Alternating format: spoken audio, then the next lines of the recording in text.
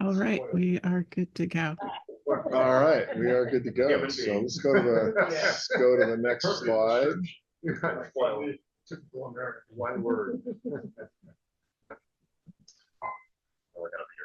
All right, I don't think there's anything new here. We go to the next slide.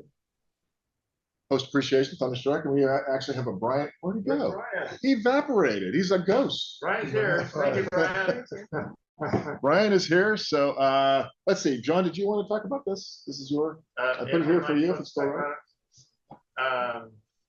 Oh yeah, just keep in mind all of us that are here that there's active projects in and some high voltage batteries and other things. So when you're here, look, but please don't touch.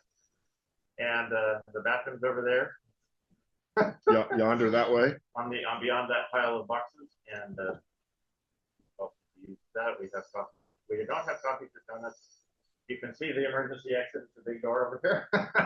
And Mike isn't here today, so we got our donuts from Dom. Yep.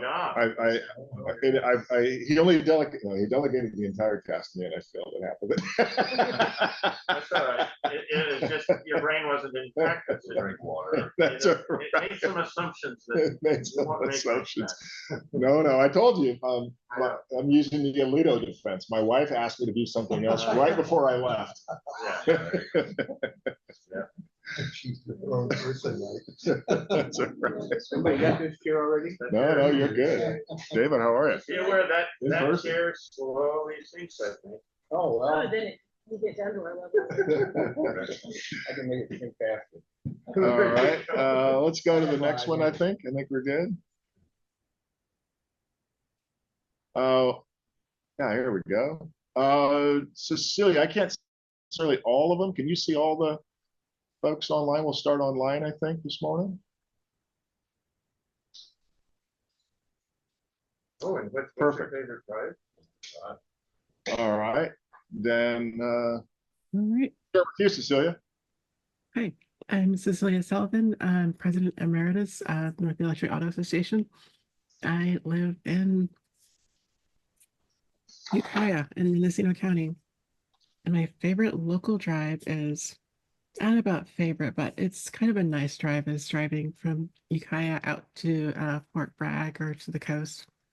There's an opportunity to be out in the hills and see some pretty trees. And if you like the twisties and turnies, you get a little bit of twisties in there.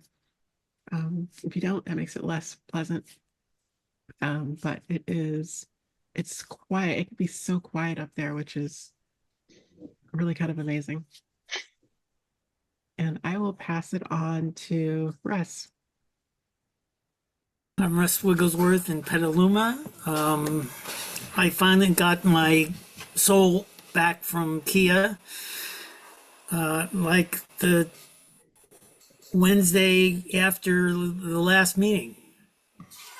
And my favorite local drive. I don't really drive that much, so I don't really have a local drive. Sorry. Ellen? Yeah, hi everyone. I'm Ellen. I'm in Santa Rosa. I drive a 2017 Chevy Bolt. And favorite local drive, I would say to the East Bay, like Richmond or Berkeley.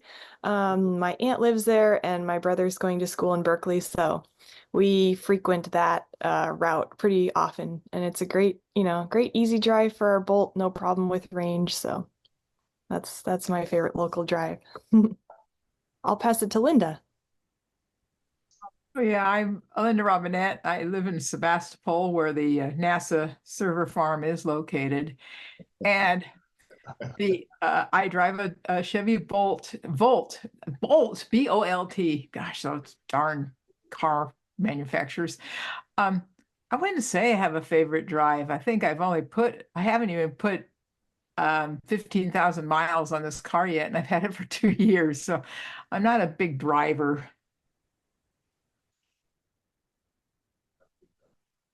All right, Lawrence. So I'm Lawrence, down here in Palo Alto, and my girlfriend is the owner of the 2019 Bolt EV.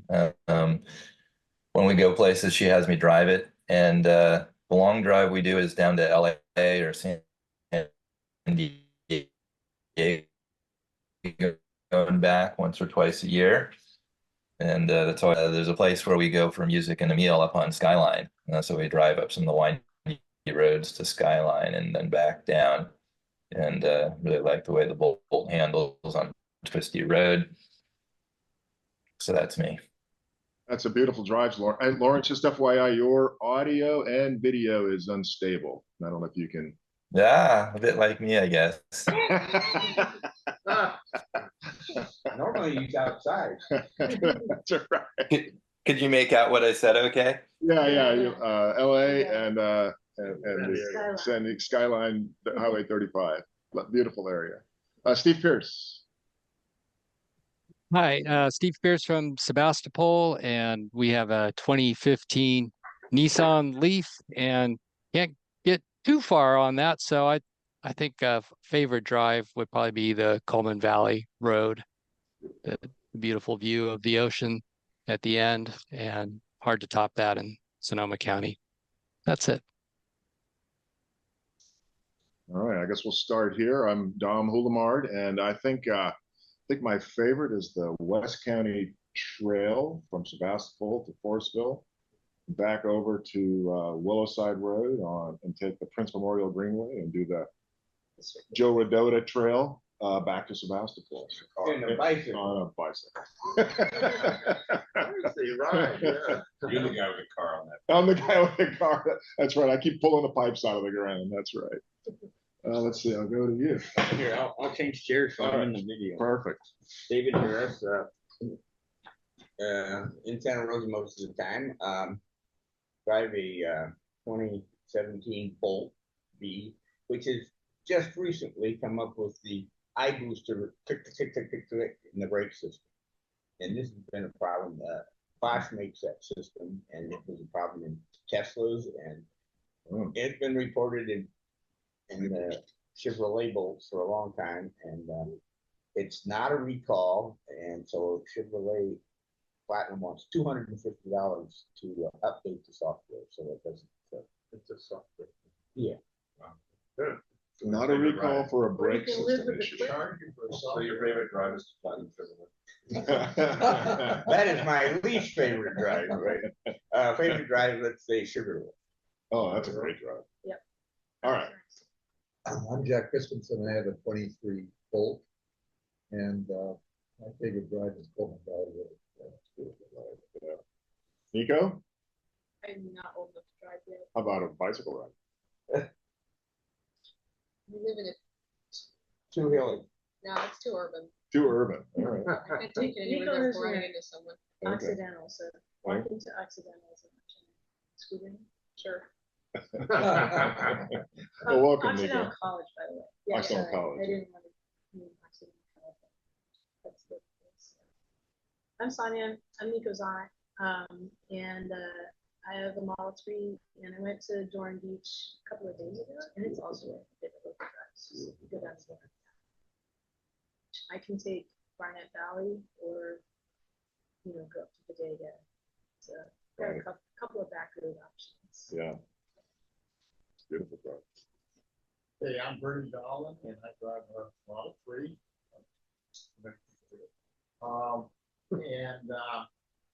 My favorite drive is West Side Road and up to West Dry Creek Road. West Side of Rush. It's beautiful drive. I'm John Palmerly. My daughter Ellen, the Bolt, and I have a 85 Toyota pickup that Ellen and I converted to electric. And favorite local drive is with the Bolt up to I would say Armstrong Redwoods, just because the last part of that drive is so beautiful, and then you get to a place where you can't be in stress. You can want to stay there forever. So you could try to be stressed, but you're gonna. So that's it.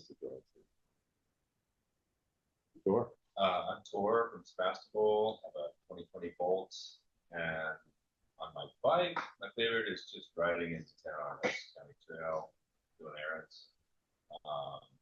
in the Bolts, driving out to the Bodega, exploring the coast. And most recently, we put a rack on the Bolt and managed to land a canoe on it. We've been going out to the river and other places. Oh, Bolt, it's tiny, but yeah, that's awesome. Okay, those are great stories. Go back to the slideshow when you're ready, Cecilia.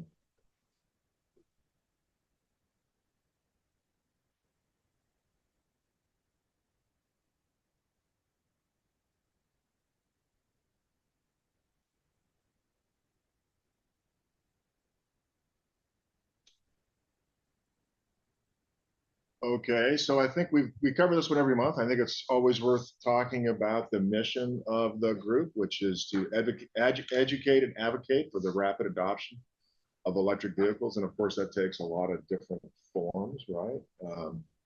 Whether it's meeting here or whether it's meeting with the dealerships and trying to figure out where they're going, and maybe assisting the public through the National Drive Electric Week and the Earth Day events that we support. Probably need to do a little more there from a public outreach perspective, especially now that the world seems a little shaky again from an EV perspective. So I think we need to do a little more to counter some of that, but more on that later. And then you can reach us a couple of different ways through the website, which is actually how I get to this meeting, through Facebook and through our email outreach. And we continue to look for a VP candidate. So if anybody feels like they want to be a VP, that'd be great. And the current methodology is a rotation of officers, which we successfully just did. We just shuffled hats. So we'd like another hat wearer going into next year. But we go to the next slide. And as you know, we record all these meetings. They're available on YouTube. We do get more views than I thought. We're 10 to 20 views in some of these meetings. So people do go back and look through them. So that's really good. Love to see that. And let's see what else we have here. And then the communication is through the NBEAA Club, Discuss, and News. And so from a club is anybody that's interested in the activities of the chapter can write into club, and only the members that are, I think they're members that are paid members. Outbound. It's just outbound only. Okay. Yeah, so you should join club so that you get our outbound emails, so remind you of this meeting or the wrap up or get the links. Gotcha. But if anyone wants to send anything in, for the news, it's presentation. All right, we'll keep going, Sonia. You're doing great. Yeah. And then I think a great way of using the Discuss group is that, there might be things that are kind of in between presentation times, or just like curiosity questions, or, things that you could post to the group that participates in Discuss. And I like that. It's nice to kind of toss things out there and see if you get a few opinions. Yeah, right. And then the news is generally what we use to feed the news content for. Right. For, so that's our inbound yeah. to the presentation team. Anyone can be a member of the presentation team right now. A nice extended group that receives those. Yeah, that's good. Let's see, go to the next one. So this was a slide that I actually put together late last year, but there is an upcoming event in San Francisco, an Electrify Expo, and this is a national event, and it's going to be here in San Francisco, August 24th and 25th. I was thinking about going down there for the day to find out what kinds of things, but it's basically it's electrify everything. It's not just cars, it's motorcycles, it's skateboards, it's stoves, it's basically anything as we convert and decarbonize this world we live in. Apparently tons of new automakers will join in 2024, and you can either click on the link or just look it up to go to the site in San Francisco, August 24 and 25. you know if they're having You know, I looked and I don't remember that.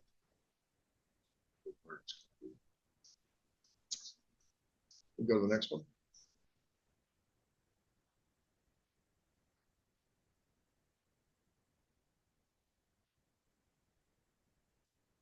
Put this one in.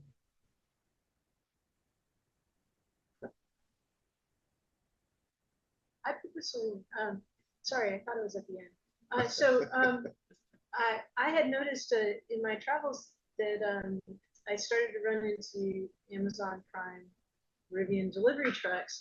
The first one I saw was in Glastonbury, Connecticut, and the guy that was driving it must have been new to the van because he pulled into a regular sized parking lot space at a Whole Foods, and then he kind of looked around and he's like, oh, like halfway out into the lane, and he pulled over and went to the back of the parking lot and parked across 2 spaces instead, and went and got lunch or whatever it was. But I got kind of fascinated by it. I haven't seen one in my driveway yet, but I saw one in Katati, and so they are kind of out there now, and they have 2 different lengths.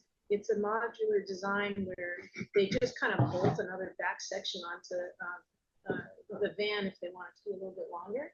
I don't think the wheel length changes at all. And I can't tell you the names of the 2 lengths or the sizes, but that was kind of the general idea of it.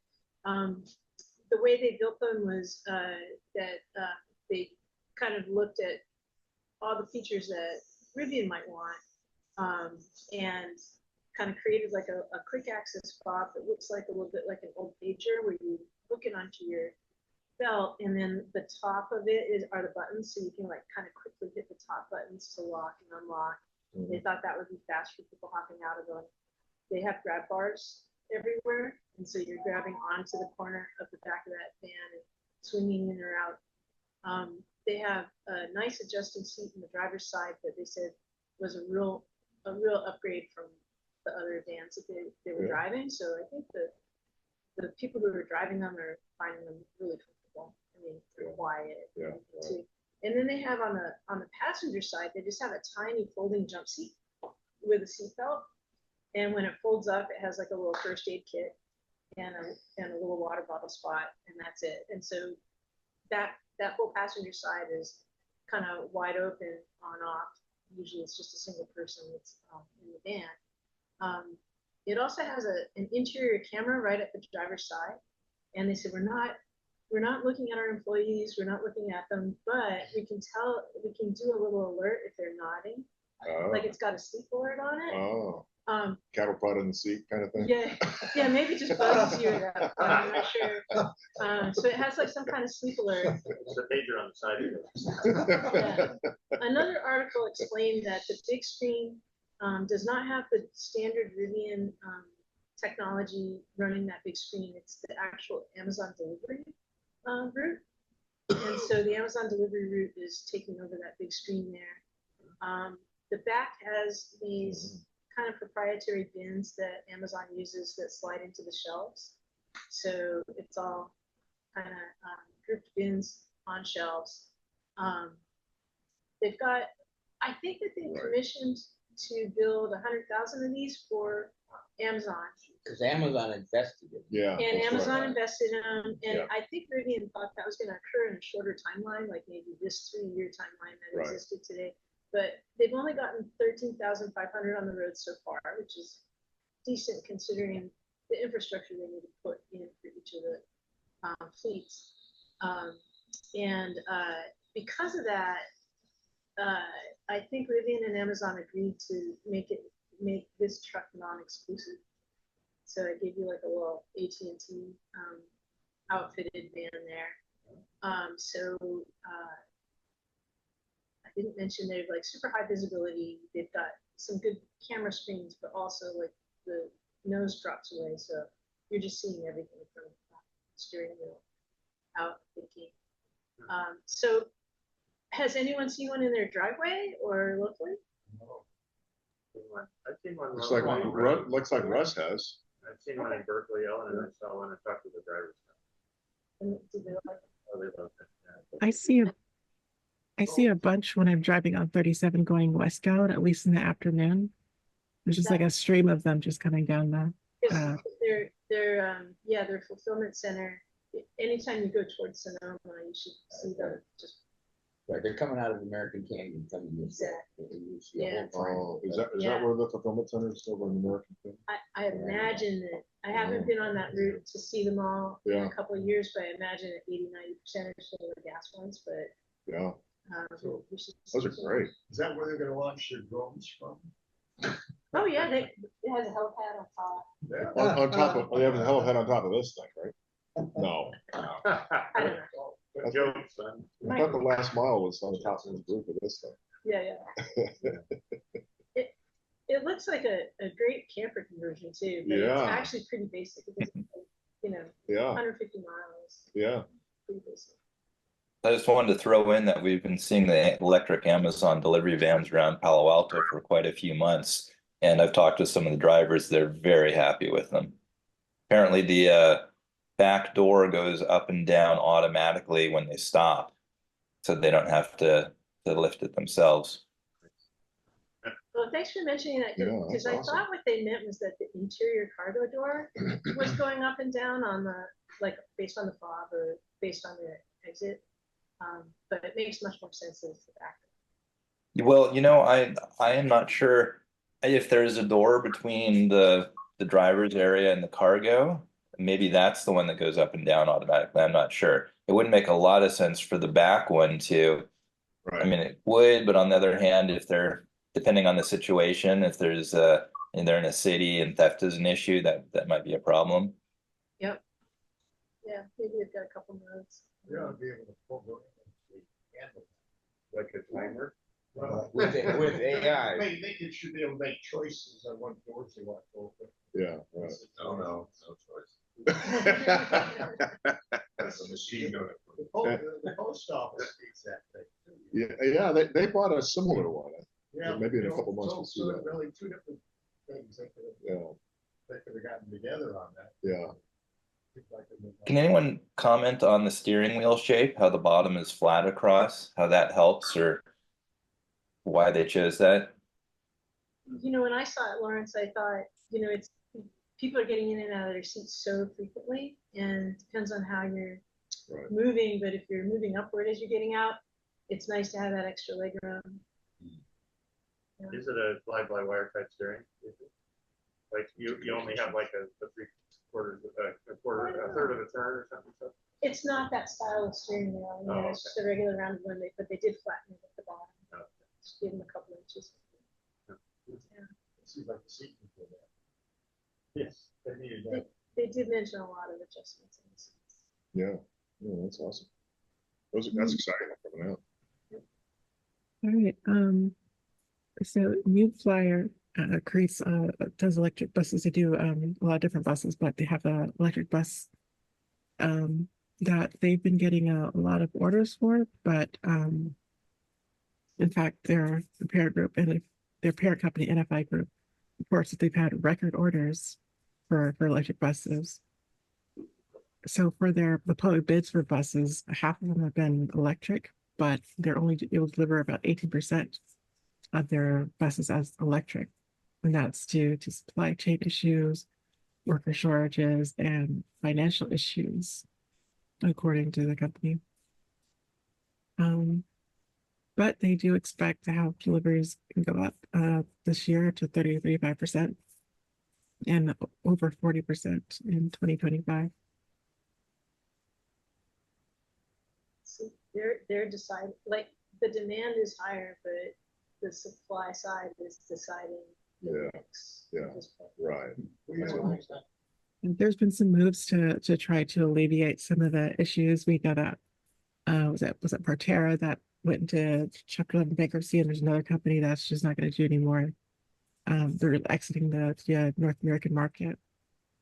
I think it was in February. They're trying to make changes to allow them to increase prices as they need to, as as their costs go up, just to avoid getting in a situation where they can't afford to keep doing the buses.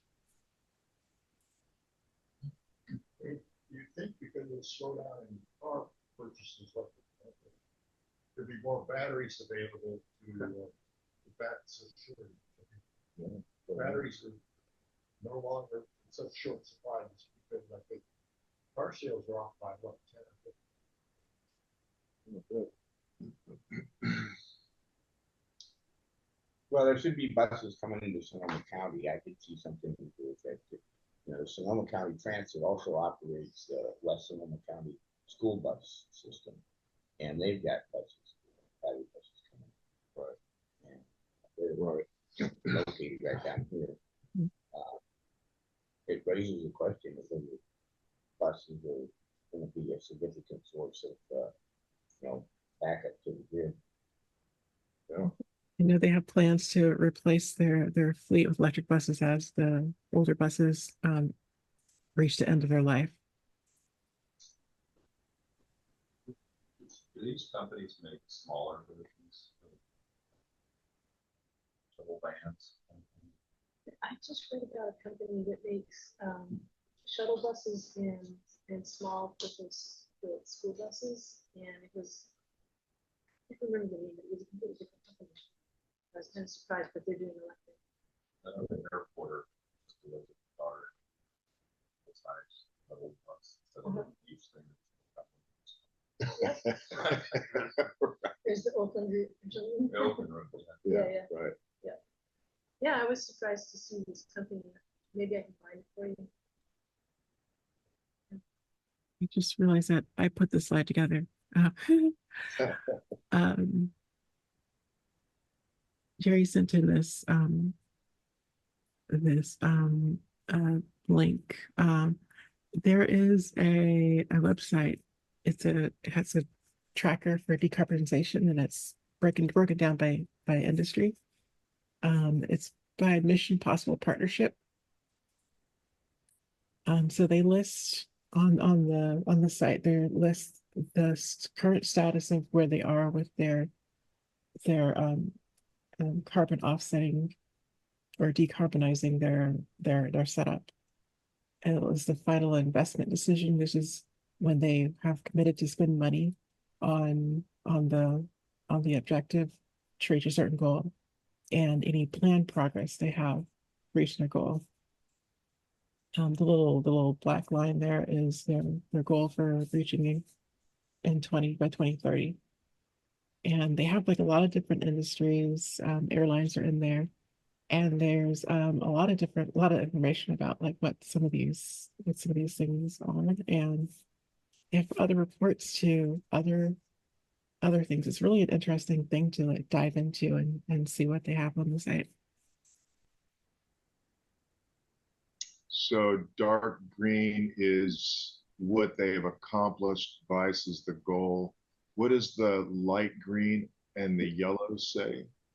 Light green is final investment decision. That means they have gotten like their money plans for reaching that goal, or reaching that level. And yellow is what they're announcing that they're going to do. So those two industries currently don't have a plan to get to their 2030 goal. Is that right? That's right. The white section is the gap, right? And they're decarbonizing both of those industries would be using hydrogen. They need hydrogen. They need hydrogen, yeah, right.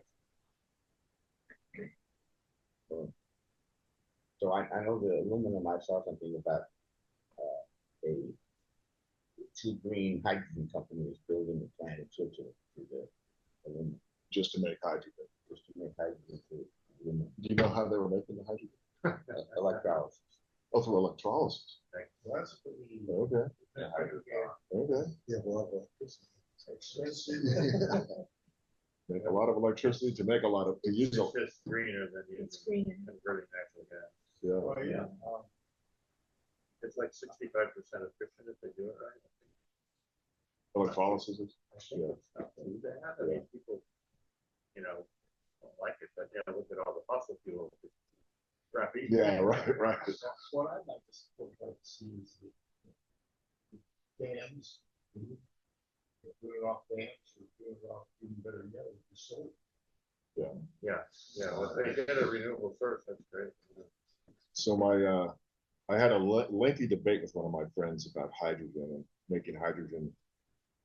Why don't we use hydrogen for everything? And he had some really good questions I could not answer. So I spent about 3 days trying to figure out the answers to his cocktail party questions, quite honestly. And it's a bit of a mess. And then I happened to call my high school chemistry partner who works for BP.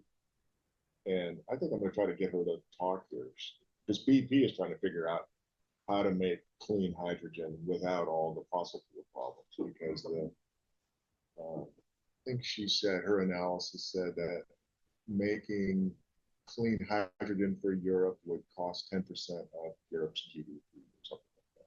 So I mean, just vastly out of touch with the form of maybe in a year. Just use for aluminum cars or something. Yeah, that's right. And then maybe, yeah. Well, you have anything you have to make, right? All you're doing is it's like a storage medium of energy. Hydrogen, you got to create it. Right. It's basically like a battery. It's like taking in one type of energy and putting it. Yeah. Yeah.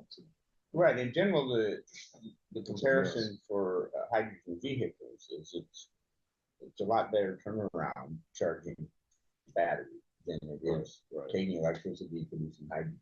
Right. Running it to the fuel cell. But the thing that I've heard that I've never found, I searched for it once in a while, is actually producing hydrogen from methane, from natural gas, that produces elemental carbon, not CO2. So you get elemental carbon, or like graphite or the carbon fiber. And so, in theory, there is a way to produce hydrogen from methane that does not liberate CO2. Right. But, okay. That's good to know. But actually, the local Bay Area, Lawrence, Berkeley would be a source of, you can think about taking a trip to Lawrence, Berkeley. They're working on. Oh, okay. On hydrogen. Well, the other problem, of course, is the extraction of gases, petroleum.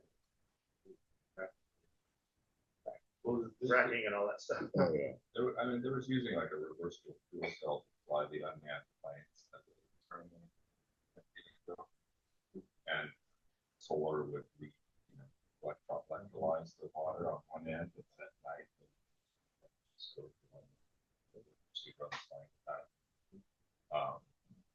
so if that model you can only drive again with the solar's generated enough hydrogen. You might be stuck. I don't know, but I think the technology, the electrolysis is just the fuel cell in reverse. So. Right. Hey, that's worth it. Possibilities. Yeah. I put together a couple of charts. So on my YouTube feed, I found out that all of the reviewers, all the bloggers, the video bloggers have put posts on the Equinox EV as well as the Silverado EV, and it looks like GM 2.5 years late, is finally ready with these next generation EVs.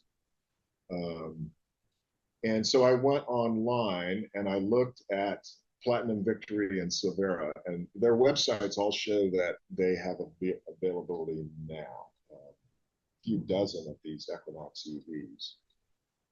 Their base 2LT trims coming in at $43,295 with an 85 kilowatt hour battery.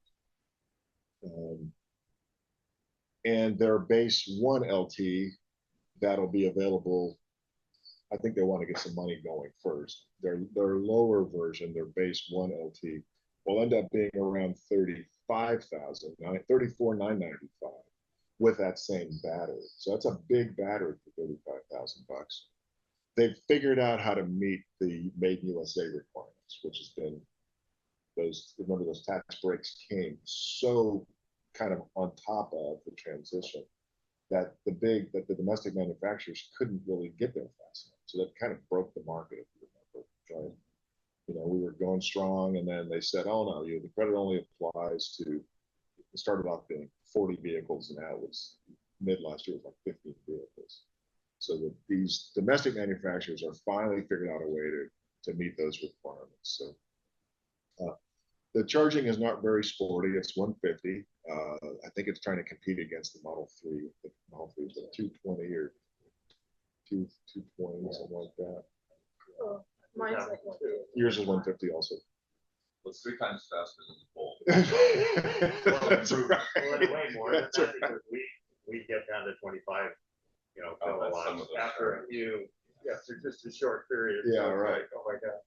Yeah, that's what is that? 50 times faster than the Bolt. Yeah. Right. Right. The Bolt was 10 miles an hour, right? So Yeah. And reportedly it supports D2H when available. All these new Oh, really? GM vehicles support vehicles. You know, it's got to be LiFePO. It's got to be LiFePO, is my guess. Yeah. I didn't confirm. Iron phosphate. Yeah. Yeah, that'd be my guess. It is the new, the Ultium is they redesigned their pack organization to get it more dense, I think. Isn't that part of it? Okay, yeah. And the way they organize. So yeah, it's, right.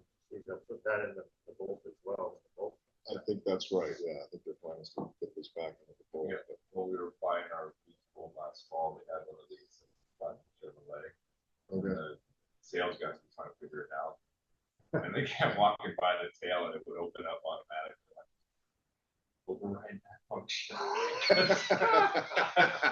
You call it, park your car, go into the store and you accidentally open the tail because you walk by it. Yeah, right.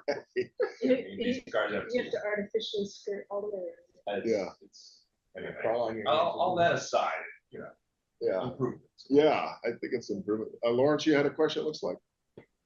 Yeah, so I'm curious. Oh boy, we got a weird echo.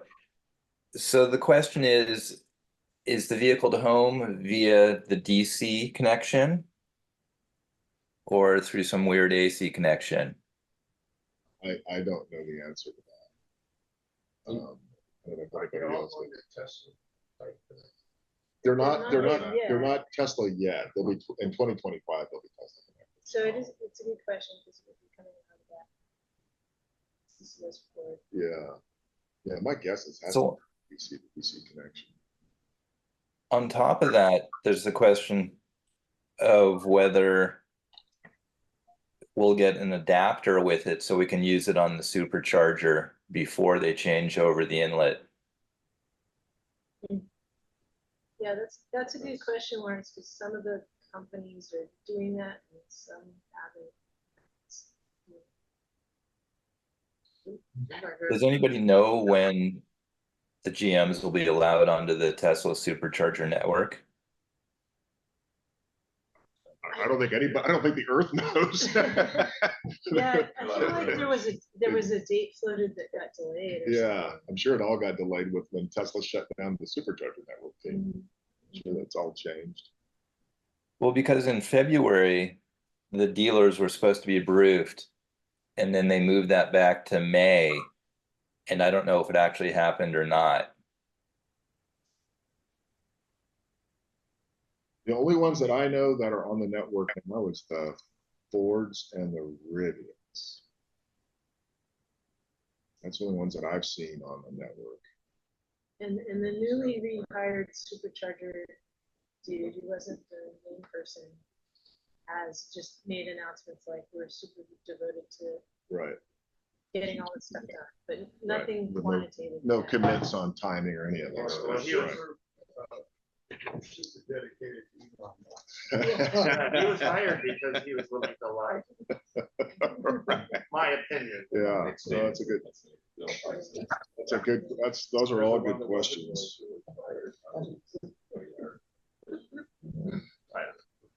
We go to the next one. There's no. As the sole defender of big ass truck store, I have to put this one up there.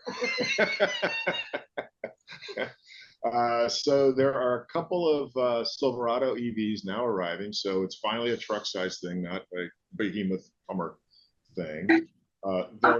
They are very expensive. They've got massive batteries. That's nearly 3 times the size of the one in the Kia. So 210, greater than 210 kilowatt hour battery. The pricing is kind of weird. That's massive and only a little more than the 1500 Denali Ultimate package, though, which is just a shock to me that the regular trucks are in the 85s and the 90s. They're talking about 1500s, not half tons, not 3/4 tons. These 1500 trucks are these insane prices. You can write it off. Yeah, right. Right. Well, I mean, I see them on the road and I assume, well, you know, they're a business truck. Yeah, maybe so. Yeah, right. Just expense it all and call it good. They're not much more than electric, than the gas. Yeah. It's rebates. No rebate because it's too expensive, it says. Oh, right. Yeah, that's right. It's too expensive. It missed it by 16 grand. I think I paid about $70,000 for a house. So I'm still of the mindset that if something costs $100,000, it needs a mortgage. Well, this might. I look at that and I'm thinking in terms of how many power walls is 210 kilowatt hours, and I think you get a free truck. That's what I was thinking. Right? 200 right? It Like, charges your home. yeah, let's see. I don't know how many days you could live off 210 kilowatt hours, but I think Jerry would know because he keeps that down to the half a kilowatt hour. Yep. But I think it's I think it's 20 or 30 a day, right? So a week. If you got a well. If you got a well. Well, under that. Yeah. Well, winter time it's up more closer to 15. Yeah, with your, yeah. Summertime, about 10. Yeah. So you're almost the better part. You know, with a couple of MREs, you're good to go for 3 weeks off the grid. Well, the funny thing is they sell these cars, the gas ones, for right around on the street. Yeah. My guy goes, yeah, most of these won't have it. Right. Get dirty, but you know, it's nice to have. Yeah. What blew me away was the range. A full-size truck, 440 is a huge range for any vehicle. 440 is huge, and they must have done that to meet the towing requirements. Yeah, because I always looked at things. I go to the Regal Park enough to walk by and see the horse trailers. And I look at the trucks on the horse trailers, and they're not heavy duty, but they're big trucks. Because you're pulling a trailer. I'm talking about a single horse trailer. There's been a couple two horse trailers on there. So you're pulling a heavy trailer with a 1,100, 1,200 pound animal in it. And I'm wondering, one of the criticisms of the truck, what was it? That Ford truck was it lost a lot of battery when it was towing. So I would love to know the range on this, on towing a, let's say, a reasonable load, a 2,000 pound trailer or less, and see what that range on that would actually be. Yes, I tow quite a bit, and my towing generally goes, it goes to about 40% of your nominals. So my truck, I usually get about 27, 28 miles per gallon on my truck. And when I tow, I get about 12. Oh. So I would expect this 440 to drop to 180, somewhere like that. So I think they set that range for the towing requirement. The problem with towing is that we'll get into it. We talk about the boating problem, but there's just no pull-through charging. That's the fundamental problem. It's all still nose in, and anyway, unless you take up exactly, unless you want to be that guy, right? Right. Well, when I think of a useful pickup, I think of a car that can not only carry a lot of stuff, and that pickup looks like it has a fairly short bed on it, but can haul a decent trailer, whether you're doing, hauling stuff back and forth because you're gardening or whatever your purpose is. Some people buy pickups just to look cool, but I'm thinking of, if I'm going to build and sell a pickup, I want one that's a vehicle that can be utilized by people who utilize pickups, and I think of farmers and ranchers. Right, exactly. And you're exactly right about the length of the bed, Linda. It's a short bed. It's like a 5.5 feet bed. It solves the plywood problem by having a mid gate like the Avalanche did. Oh, okay. The center of the truck. In fact, because there's no emissions, the entire back of the truck comes off. All of it you can remove all of it. And so you can get cargo up to the back of the driver's seat. Oh, okay. So yeah. even though it has a crew cab on it, you can remove that. All of that can go away. It all folds down and Oh, collapses. that makes it. Yeah. I mean, I'm not in the market for a pickup, but when I drive around, I go feed store or something. When I used to get pellets, now I have a mini split for my. When I used to get pellets for my stove, I'd see what people were actually using pickups for, and then carrying bales of hay, whatever they needed, they could put in that back. And I think, but the fact that you can take out that back seats, because not everybody has kids, they may only need 2 seats in that car. Yeah, that's right. The other point was that these are going to be available in Roseville and somewhere else in July. So they're starting to hit the market, actually come to this market. So does Chevy have a mid-sized truck like Ford has the Maverick? Yeah, they have the Colorado. I mean, potential big Cadillac. Not that I'm aware of. Not that I'm aware of. This is their first. Yeah. And I'm still trying to rationalize. I mean, Chevy announced like 20 electric vehicles 3 years ago or 4 years ago, and we're just now starting to see them. So we thought Elon was the biggest liar. Well, at least he made it stupid charging network. That's right. So we recently drove our Leaf down to Monterey and Santa Cruz, and the thing I'm noticing is the newest installed EVgo chargers have got Ultium on the equipment, and I don't know what their connection is to GM. Yeah, that's a good question. Yeah, it could be an advertisement platform. Yeah. Well, except Yeah, maybe they put money in. Well, they do have a free program, right? Yeah, that's a good question. Thanks for taking notes. Yeah. We're raising questions. Yeah. That need answers. Yeah.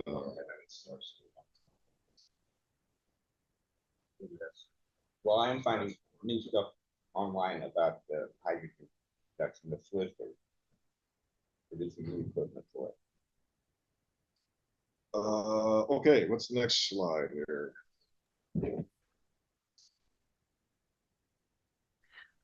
This is one that I put together. So I just wanted to share with everyone, my dad and I took a little adventure day the other day to check out these mobile solar powered EV charging stations around Sonoma County that you may have seen or heard of. We definitely heard of them, but hadn't ever checked them out. And in doing a little research about them, we found out that they were provided by the County of Sonoma, constructed by Beam Global, and the 2 EVSEs per station are provided by Sonoma Clean Power. And just a little background info, they were installed last September 2023. They cost about $82,000 each, which we learned was funded by the county's Climate Resilience Fund, which was, essentially funds set aside from the PG&E 2017 wildfire settlement. So I just thought that was kind of an interesting little bit of background info. There's the 3 stations, one at Regal Ranch, right in their main parking lot area, one at the Taylor Mountain Regional Park. We found out that it's at the south entrance, so the Petaluma Hill Road entrance, if you're familiar with that area. And we didn't visit the third location, which is a little further out there at the North Sonoma Mountain Regional Park. But yeah, it was really fun to just check them out. We confirmed that all 4 EVSEs were working, 2 at each station we visited. And we measured that it was about, we got about 5 kilowatts when we were charging at a single station. But we weren't sure if this would differ if there were 2 cars charging at once. We weren't able to test that out, but just thought that was good to know. They are free to use for up to 4 hours, but that is after you pay the park entrance the parking fee, which is $7 unless you have a pass, of course. Yeah, they're open obviously during the park hours, 7 a.m. to sunset. And I don't know, I think the coolest thing about them is they are freestanding, so there's no real, permanent connections to the ground, either physical or electrical. And yeah, and which means that they can be moved actually by a trailer, which I thought was really cool. Um, yeah, I'll just go to the next slide. Actually, I have one more slide about this. Well, this is good because there's no power out to that part of the Regal Park. That's a park I go to frequently. So they would have had to pull power if that thing wasn't Yeah. freestanding. Yeah, exactly. That would have cost a lot more than $80,000. It would have added a lot more. So, and they didn't have to dig up the ground. I remember them putting the thing in, and all they did was, I only have been to the Regal Park. I've never used it because I walk to the park, so I don't pay the $7. Yeah. But yeah, it's really cool. I mean, my dad and I were watching a little video about them. They essentially, it folds up, I think, into like I think it has 3 joints or maybe 2 joints where it folds up into this compact little thing and can be essentially picked up and put on a trailer and moved. So it's very cool. So I want those panels because I just saw your slide, off-grid emergency power for use by first responders.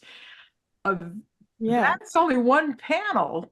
So yeah, so that'd be awesome on the house just for emergency power. I know, it's really true. Yeah, we weren't aware of that emergency power part, but we learned that it's, it offers a 6 kilowatt rate. It's a 30 kilowatt hour pack, and it has both 120 and 240 volts of AC. So yeah, Dad and I were just really excited about these, and we wanted to share with everyone our experience. The solar array also does, it tracks to the sun, which we were reading on the Beam website improves the overall efficiency by about 25%. So I thought that was a really smart thing that they've done. And yeah, one thing when we were in communication with the county about these, just to learn about them, they wanted to make sure that everyone knew you can drive onto the metal pads. So the metal pads are there to drive onto if you want. I guess they've had some people wonder if you could drive onto them or not. So anyway, just thought I'd share that with all of you. Oh, and the other thing is my dad and I, we were trying to figure out exactly where these were, where the Taylor Mountain and the Sonoma Mountain ones were located, and it was a little tricky to find their exact location because they weren't on PlugShare or any other charging app that map that we could find. So we checked with the county, and they gave us, the green light, and so we added them to PlugShare. So now you can search for them and find out. We added as much detail as we could to PlugShare just because we think they're really cool, and we want people to be able to find them and use them. So yeah, if you use PlugShare, go and check out what we added. We added some fun pictures on there, and yeah. Anyway, it was just a fun adventure and project, and wanted to share that with you all. Does it go on, Ellen, or do you use an app to unlock the power? No, you just plug in. It's very easy. And we confirmed that all 4 that we tried were working, and yeah, gave us that 5 kilowatt rate.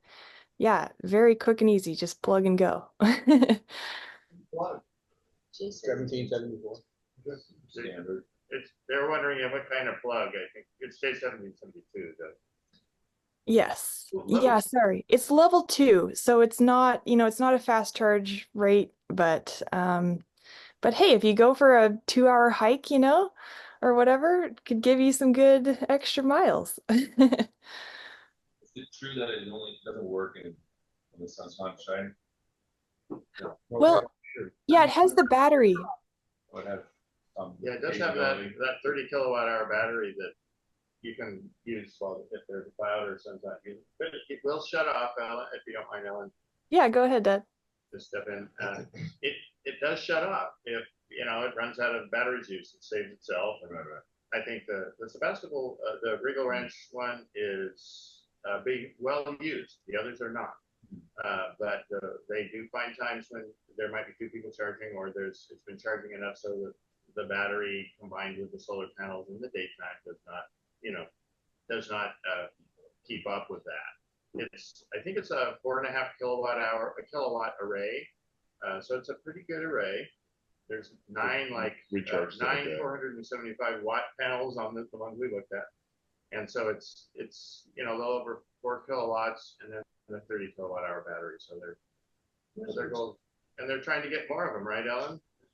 Yeah, oh yeah, I forgot to mention. So they placed them in locations that were, I guess, considered charging deserts, and they're going to kind of see how it does, but they do have more stations in the works, which I thought was exciting.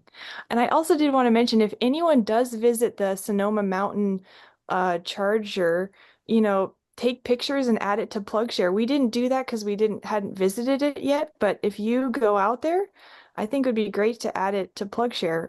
We just didn't want to do that because we hadn't, checked it out ourselves yet. But just wanted to add that little note. Lawrence, So I wanted to add, go ahead. I wanted to add that there is a set of these at the north and southbound Camp Roberts rest areas on 101 north of San Luis Obispo. And they actually run a fast charger. There's 4 in adjacent parking spots, and they're all linked together. And then there's a CCS charger hooked up to it. And we've used them. They were set up before COVID, and then they were inaccessible during COVID. But the crazy thing is, they're literally across the street from a power pole with grid power. And I wondered about the economics of that, and I actually ran into a guy at Pismo Beach who was responsible for those going in. And he said, even though the grid was right there, it was still cheaper to put the beams in, the 4 beams linked together, feeding that one charger, than it was to connect to the grid. And so it scratches my head, but I guess PG&E is pretty expensive to hook up to as well. Trenching across a road that gets used 24/7 because it's a rest area. Yeah. Okay. So the one other piece I want to add is that in heavy winds, you need to park a truck on that metal pad so the thing doesn't blow over. So he said that, Caltrans goes in there during storms and parks trucks on them so that they don't blow over. So that metal pad it's heavy, but you need more weight in a big windstorm to keep the thing from going anywhere. And you can bolt them to the ground if you want. But like they say, often they aren't, and they're vaguely portable because of it. Forgot about I the seem to wind. remember specs on a pretty strong wind zone. Do you remember that? Yeah, I was reading on the Beam website that they were saying it could handle, pretty heavy winds and flooding, because I guess the electronics are off the ground enough that, the battery is up underneath the solar panels, I believe. And so it can handle flooding and winds is what I read, but maybe not super heavy winds. I'm not sure the details on that. Yes. Did you have something to say, Linda? Well, I was going to say, it does seem to look like a sail to me. And we did have some good winds in Sebastopol after this thing was installed. And I didn't necessarily go to the park at that time, but I think I would have noticed if it had been, it would have made the paper if it had been knocked over. But I was going to just point out that it is not in a charging desert. I think they're doing it for the purpose of publicity, because it's in a park. Everybody's going to see it. I'm talking specifically about the one in Regal, because we have EVgo at the nearby Lucky supermarket, which is well within walking distance of the park. So I'm just going to say, I think they're doing more than just charging deserts. I think they're doing it as probably an experiment. And I think they'll add more because they're finding out if these things work, they work. Yeah. I do think that the Sonoma Mountain and the Taylor Mountain are somewhat charging deserts, not true Oh, charging yeah. deserts, but those are more in, areas further away from chargers. But yeah, maybe not this best one. I don't know. Anyway, that's what the article said I was reading, but yeah. Anyway, I don't want to spend too long on this. I know we have to get to our presentation, but just wanted to share that with everyone. It was pretty fun little adventure day we had checking them out. Is there, let's see. There's nothing along the coast, is there? Any chargers along the coast? There used to be one that Doran one is wrapped up. is gone, right? Yeah. I don't think there's much out there. Yeah. Yeah. Some store.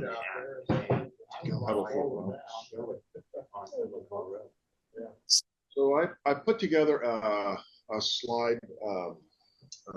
We've been boaters for about 20 years, and we've been using a lot of electrical things on our boat for a while, and then this last issue of U.S. Boats came out, and I thought, well, I might as well do a talk about boats because there's a lot happening in the boat world, and the boat world is probably where the car world was in maybe 2010 or 2011, right? Quite honestly, right? They're still sorting out some of the major issues with it. But one of the key things is that the electrification solves numerous use cases, a lot of times better than gasoline, for a variety of specific areas. The market's small and growing, and you'll see it's like the cars. It's a mix of established brand and existing brands. What was I going to say? So I focused on private boats. I know we've talked about ferries and things like that years ago. There's lots of electrification in ferries. There's a lot of things happening on cargo ships right now that are pseudo electrification, or I know they're trying to install sails back on cargo ships to reduce the amount of diesel, because I think major shipping is still a massive source of emissions globally, and they're trying to reduce the amount of that. I didn't focus on any of that at all, and there's been a lot of YouTubers that I've watched where they are electrifying catamarans in particular.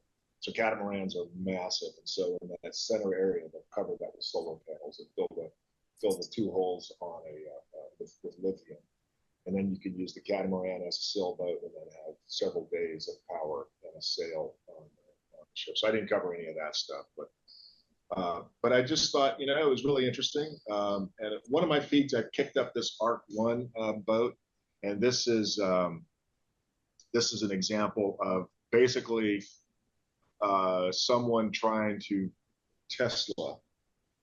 take Tesla's approach to the boating world. So we go to the next slide.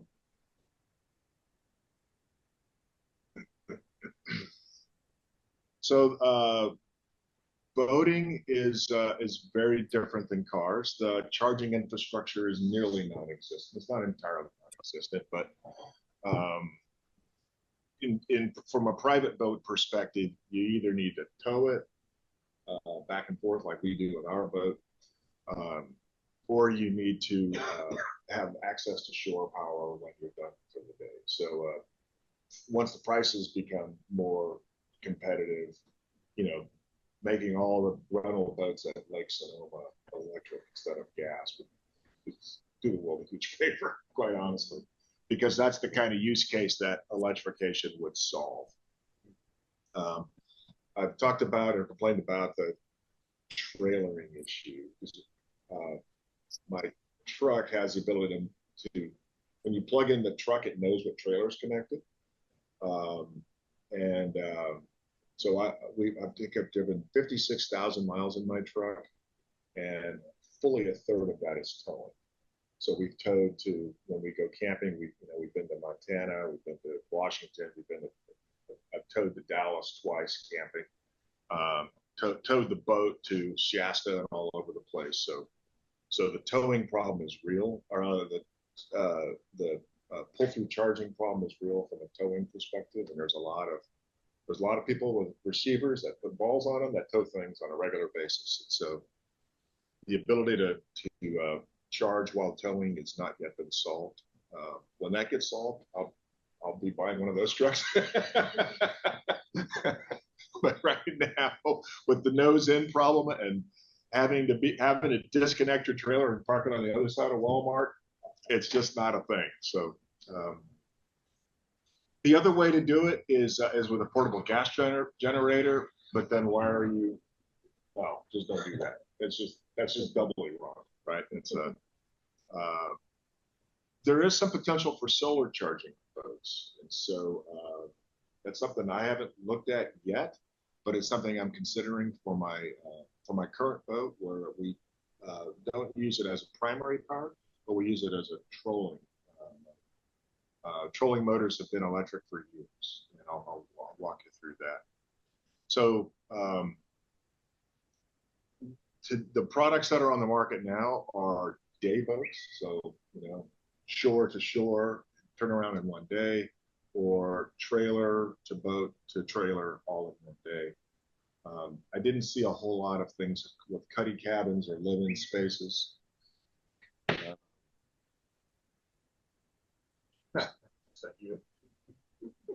It is, yeah. Somebody got my phone number. I'm not sure who it is. So there's not a lot of ocean boats right now for multi-day, and there's not a lot of sleep-on types of boats. So I really focused on day boats. I've seen sailboats that have those old propeller generators. Yeah, right. And they're pretty prevalent. It depends on how much they're asking from a power perspective on those generators. Yeah, right. That's probably just to get you out of the doldrums if the wind dies. So you have battery. Keep your battery charged. Yeah, right. Not a 5 kW generator. Right. So, and your boating is, sort of the rule of thumb that I was taught was when you go to the lake or you go anywhere on your boat, you fill up, and you want to use a third of your gas on outbound and a third of your gas coming back, and you have a third for whatever, some boating emergency. You always want to have a reserve of a third. I think the same is true from an electrical. And remember, in gas, no matter what happens, you can top off in 3 minutes. That's not the case in any electrical things. And so that's why from a safety perspective, bobbing around out of gas could get you killed in a boating environment. Whereas just running out of gas on the freeway, should have plenty of time to just pull over it. Just feel silly, but not dead. Right. And then the last one is really, if you watch any of those space movies, they talk about fire being the world's worst sin on a boat. It's just the same. There's the issue with fire is critical. It's either on the boat or in the water. Those are your two choices when there's a fire. On the boat will get you killed, so you're in the water, and that could get you killed just later. So safety is always a factor. So we go to the next slide.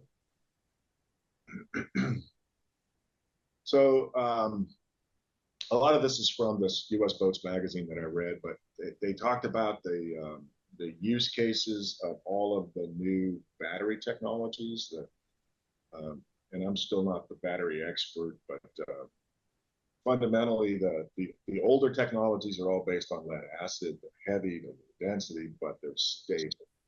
And I'm sure some of you had driven on lead acid batteries in the old days, but you never wanted to get below 50% state of charge. If you go really deep cycle, you can do it, but it's kind of a problem. But they're cheap, they're heavy. They're generally used for trolling motors from a boating perspective. And then some of the high performance lithium cobalts or lithium manganese, those are certainly more high performance. And some of the high performance boats do use those chemistries. But in general, most of the boating folks are using lithium iron phosphate because of the density, the ability to take it all the way down to, when I read the Battleborn spec, you could take lithium iron phosphate down to 1% or 0% state of charge and not destroy the battery. Lawrence is coming down. Yeah, hey, Lawrence, go ahead. Okay, thank you. Yeah, I just wanted to say I was in a webinar the other day about home electrification, and the guy showed a electric super yacht, a big catamaran. Top was covered with solar panels. It had place for an electric multi-copter to land on top. It came with an electric submarine and electric jet ski. And he kind of started off with this saying, look, there's, high-end stuff. And he didn't say what the production numbers were for this particular device. And apparently the multi-copter isn't in production yet, but the submarine, the jet ski and the super yacht are. But anyways, it looked like I was just gonna say, it looked like a multi-day vessel to me, but out of most of our price ranges, I'm Or sure. a James Bond villain. That's right. Are they taking orders? I think they're. I mean, he made it sound like they're already selling these things. We can get together as a group. As a group, that's right. Cool sources. Right. Well, everybody puts $20 in. 20 million, maybe. That's awesome. Okay, so yeah, fundamentally on the batteries thing, goes back to the safety being the overriding, and some, like I said, performance boats are using high performance batteries, but in general, petroleum is lead acid, and most of the day boats that I found were using lithium ion phosphate. We go to the next one.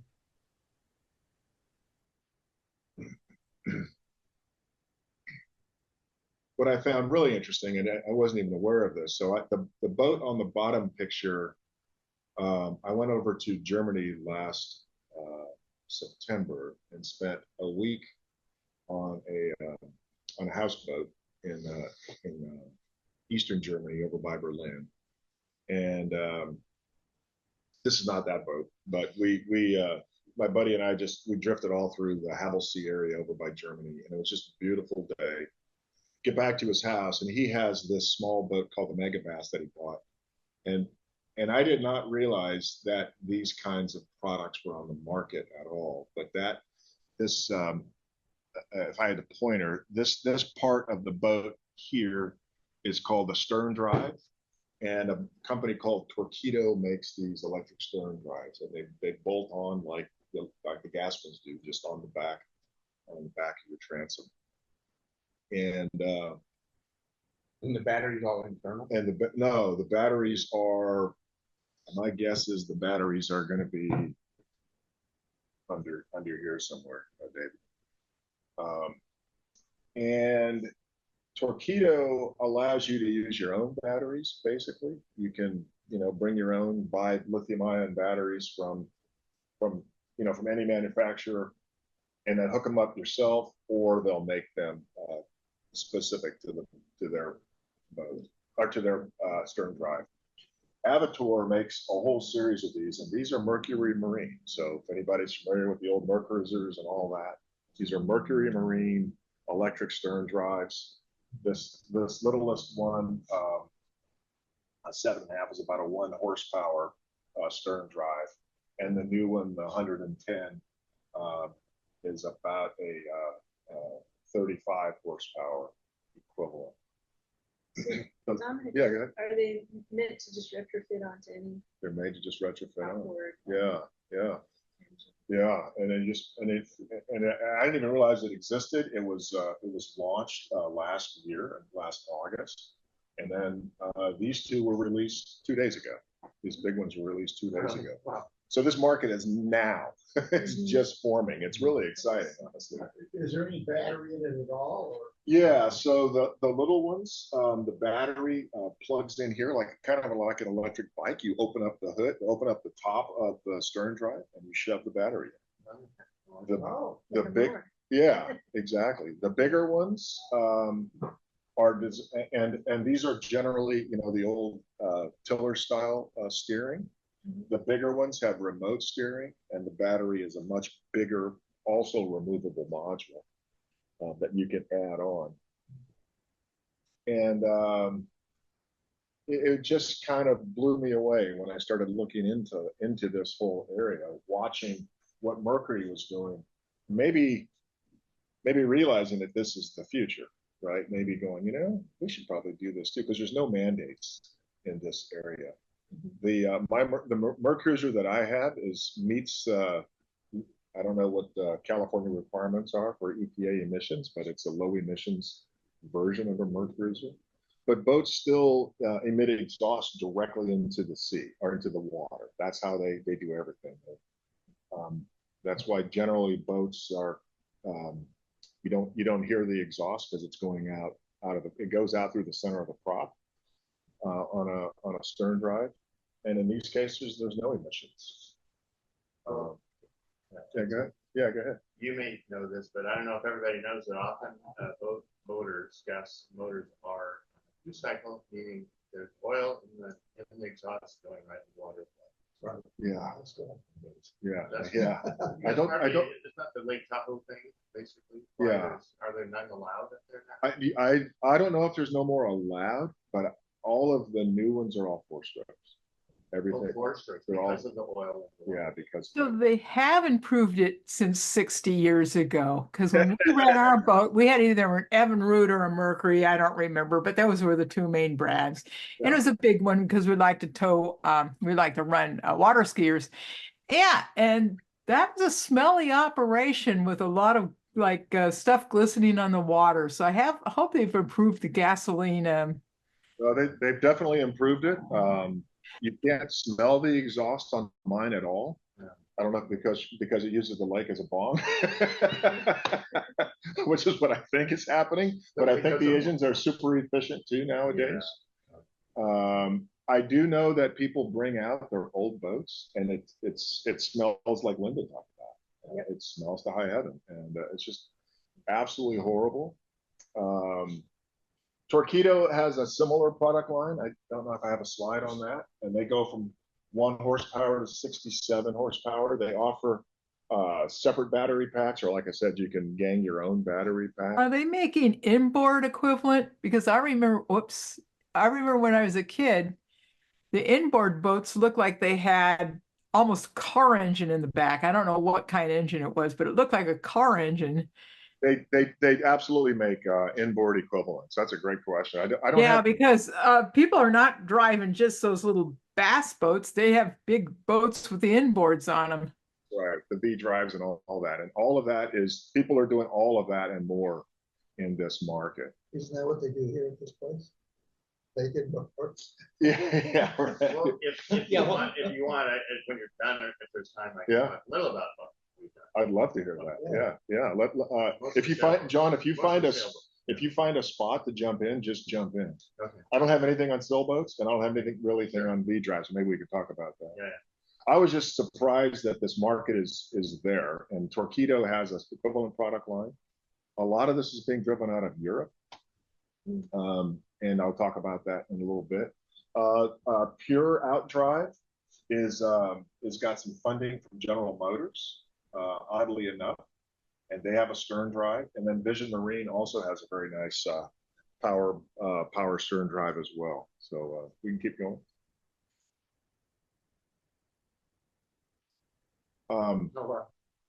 So I guess I really should have done this chart in reverse, but thing to remember, boats are horribly inefficient.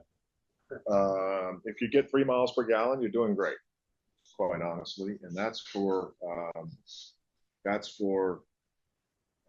fairly slow motions, like 15 or 20 miles an hour on a pontoon boat. If you're doing 3 miles to 4 miles a gallon, you're doing great.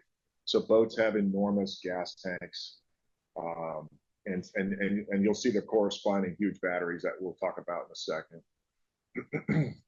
So one thing that's emerging are these foils, and this I didn't spend a whole lot of time looking at it because it seemed like it was really breaking, but there's a couple of these boats that are using this candela foil that lifts the boat completely out of water, and it rides on the blades that these things ride on. It's, you know, there's three of them. There might be a foot wide, and it gets the boat completely on plane. Maybe you've seen those people with the riding things, the tow behinds, the scooters, and all those. Yeah, you get on plane on those foils, and it's super efficient, dramatically more so. But that's the last thing I talked about that. Oh, perfect. Thank you, Lawrence, for adding that in. So the traditional uses for electric boats are trolling motors, and then anybody that's dealing with clean water urban lakes. So I'll talk about that in a little bit. And then what's really coming on now are power boats and pontoon boats for families. We can go to the next slide. So this is the Minn Kota that I have on the front of my pontoon boat. And there's two, I use two lead acid group 27 batteries to drive that pontoon boat. I drive that trolling motor. And generally, you know, trolling is 2 to 3 miles per hour sort of thing, or station keeping against the winds or the currents. And it's literally, the boats are pre-wired, so there's a little plug-in dock there, 2-pin dock, and that wire goes to those batteries. It's that simple, and everything that runs this device are integrated into the base or into the head unit. And it's all these modern trolling motors use carbon fiber shafts and plastic propellers, so you can hit rocks and trees and all sorts of things and not really worried about them snapping off, because they're very resilient. For my big, I have a 20-foot pontoon boat, and I hooked it up, and I use a 24-volt system to have enough thrust to maintain position on the boat. These things are extremely awesome nowadays. They have an integrated GPS, and so they station keep. They can perform an electronic anchor, basically. And so when we go swimming, you know, off the back of the boat, to disappear. we set the boat and say, "Stay here, boat," and we'll all just jump in. And it's got plenty of power to stay there. I've seen a lot of guys, they will take their boat off their trailer. They'll stand on the shore, they'll take their remote control, drive the boat out, and tell it to station keep about 40 feet off or 80 feet offshore while they move the truck and go park the truck in long-term parking. And then they'll go back to shore, call for the boat, and then get on from there. That is great. So it's just awesome, right? It's the kind of things that Tesla's been doing with cars, we can do it with boats now, right? And then these are foot pedal and handheld hand approaches. Thank you, David. Trolling motors. So it's a very good solution. But these have been on boats now for 20 or 30 years, maybe longer. Honestly, it's a great application. So we go to the next slide. Is there a question, Lawrence? Do you have a question? Got your hand up? Oh, so I just wanted to say that there's a group called Grin Technologies out of Vancouver, British Columbia, and they've been converting sailboats, the gas or diesel auxiliary motors, engines to electric motors off of their e-bikes. They've been, I think, rewinding them or anyways, modifying their e-bike motors, hub motors, and using them for auxiliary propulsion in sailboats. And I put a link for a video in the chat if anyone wants to learn about that. Oh, that's cool. So that means the motor is actually underwater then if they're using the hub? Well, it's inside the hull. The shaft goes out through the packing and all that. So the motor's dry. And of course, you want the batteries at the bottom of the boat as well for ballast. Right. I can't hear the question. Yeah, the question was, I think using the 650-watt batteries, if that's enough power to do much. Yeah, I mean the motor power, I think is 1 or 2 horsepower, like 750 to 1500 watts. I forget the numbers, and apparently it's plenty for what they need. I mean, in a sailboat, well, some people want to keep moving when the wind stops, but ostensibly you're only using it for docking and undocking. But anyways, check out the videos. Apparently they're quite happy with what they've gotten. They've done a couple sailboat conversions at least so far. What'd you say the company name was again? A Grin, Grin, Grin Technologies, out of Vancouver, British Columbia. No, that's awesome. There was a couple of other cases where you know, you'll see these reservoirs. There'll be mountain lakes that have been speed limited for years. That'll be like 10 miles an hour max speed. Like we're leaving today to go up to the Lakes Basin area by Gray Eagle, and a lot of those lakes up there are limited 10 miles an hour. So you'll see a lot of kayakers. That's you. You're a kayaker. Yeah, yeah, and it's and or they'll have a little. If it's a 10 mile an hour limit, there's a whole market of 9.9 horsepower motors. And so the electric boats are a perfect application of that. I put a few examples of some large ones. Duffy Sun Cruiser, these guys are out of LA. And they have a 50 kW electric motor, seats 12 with 16 6-volt, so 96 volts of battery. I assume those are golf cart batteries. And just push your friends around, you know, quietly around a lake. And then my friend who lives in Germany sent me this one over the weekend about the solar powered boat. There's panels on the roof of this boat. Somewhere, I'm sure there's other panels. But a 2-hour cruise.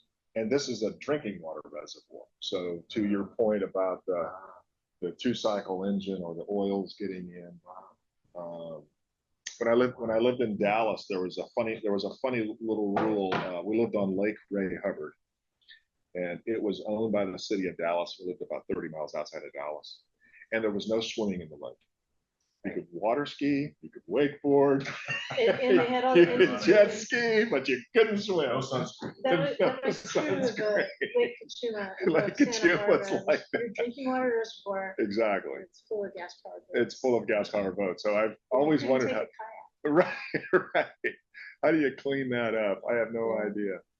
But he sent me this, and it's over in Luxembourg, and they give you these the 2-hour cruise, and it's just zero emissions, so it directly addresses that. So I guess the question is, will we see more of that, you know, going forward as we get more and more concerned about our water supplies and the quality of the water that we're drinking.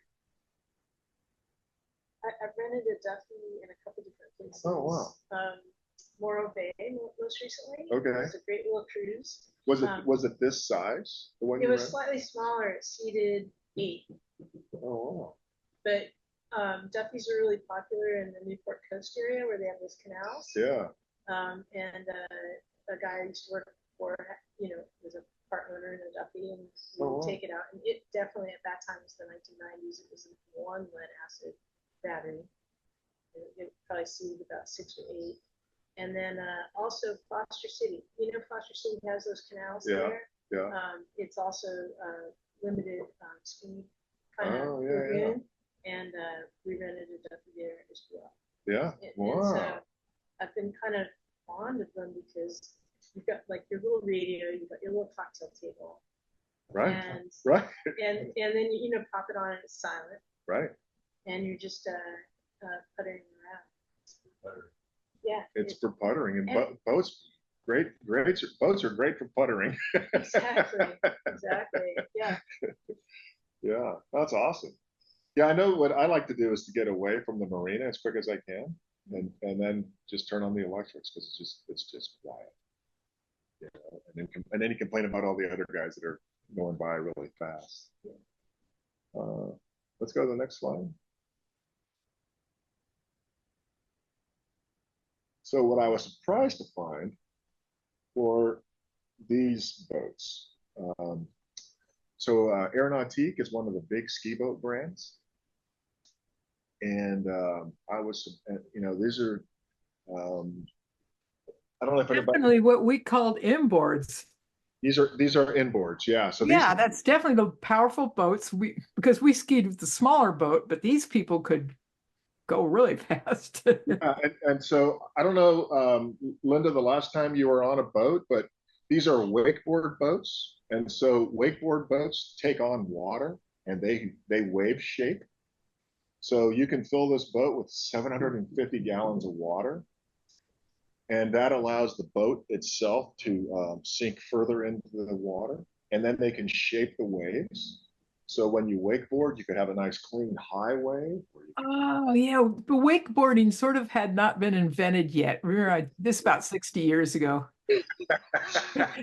So I mean, it's been probably that long since I went water skiing. My dad died in 63. So yeah, it's been about that long. So I didn't know wakeboarding, what they were even talking about. I thought that was something to do with the propulsion of the boards, the boat. So that's actually a sport. Okay. Yeah, so it's like snowboarding. It's, you know, you put both feet into the board and you can do some very acrobatic things because you're coming off these wakes that are, I mean, these wakes might be 3 or 4 feet high. It sounds like surfing.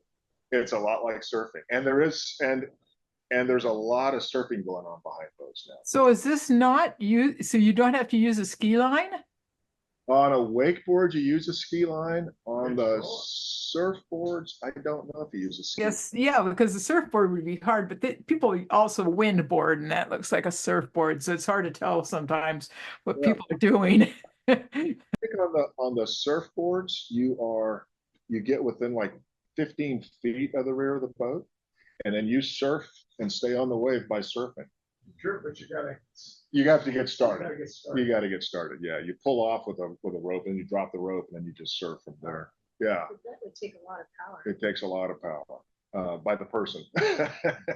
But they're putting in these huge. big weights. That's a lot of power. Yeah, Big weight. yeah. Well, it's a lot of it has to do with the draft and shape of the boat too, right? I wish they would put horsepower on electric motors. Yeah. Because I understand horsepower. Someone says, my car has 400 horsepower. I know they have a Detroit muscle car or a sports car of some sort. And our we were probably a 35 horsepower Evinrude on ours, or Mercury, I don't remember which one. And that was great you could get that boat up 30 so miles and really ski well. But when I hear this and they say how many kilowatts it is, I go, that's nice. What's the horsepower? It's multiplied by 1.34. There you go. Multiply the kilowatts by 1.34. You multiply. Right. Oh, okay. 750 watts per horsepower. Or divide by, right. Yeah. I should have put it on. Add 1/3. I should have just put it on. Add 1/3. Add a third. Yeah. This is for us old geezers who are still evaluating things from probably the 50s mindset. Right. All you got to do is ask your smartphone. That's right. Yeah. That's right. Just tell it. I was surprised at the size of the batteries that went on this boat. And this is sold. So I went to find, I read that this was released. This was released in 21, I think. And I went to the Super Aeronautique to see if there was a 2024 version of it. And it's not sold by Super Aeronautique itself. It's sold by its partner company, Ingenuity, who makes the drive for this. And so they're still trying to find their way in here. They have a little separation between the two brands, blah, blah, blah. I could say one. Yeah. One cool thing about this is that you literally don't care about the weight. You want it. You want it. So Exactly. the bigger the battery, the Exactly less right. water you have to take Yeah. on board. Yeah, It's exactly. funny. I didn't even know about that. The first time I saw, the first time I knew there were wakeboards, we were on the boat, I was like 15 years ago. And I saw this boat blowing out gallons of water out of both sides, like 3 feet streams coming out of both sides of the boat. I'm like, that dude has a serious, pump in his bilge.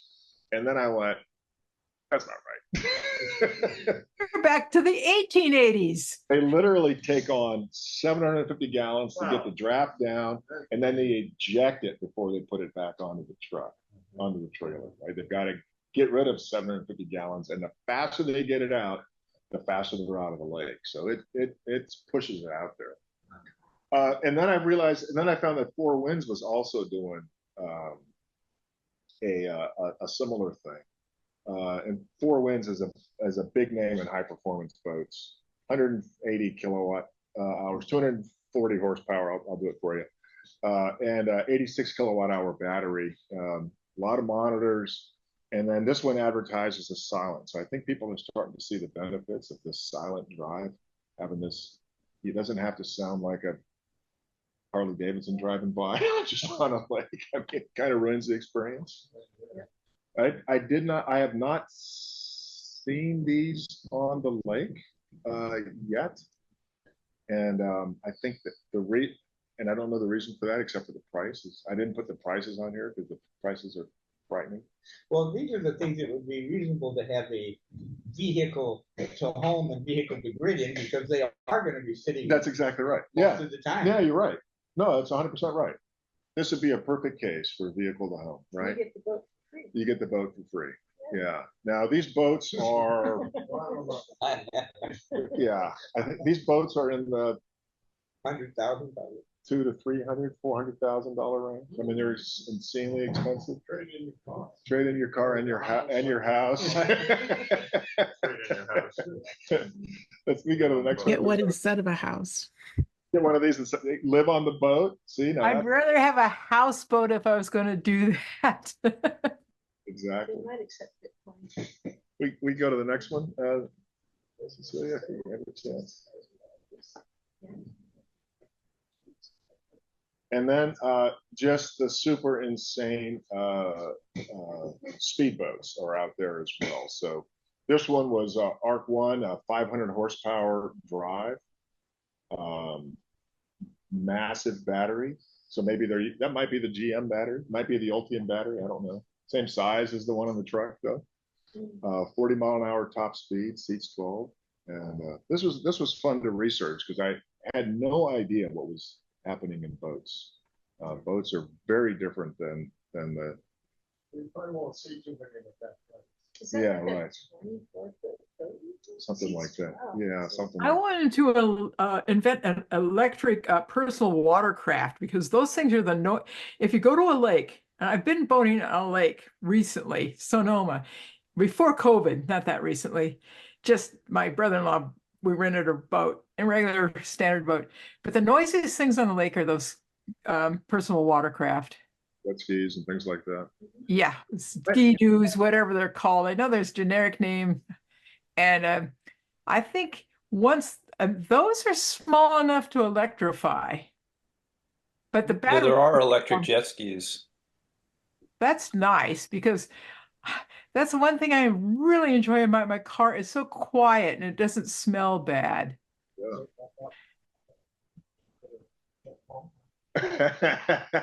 Increase your draft. Yeah. We go to the next. We can go to the next slide. So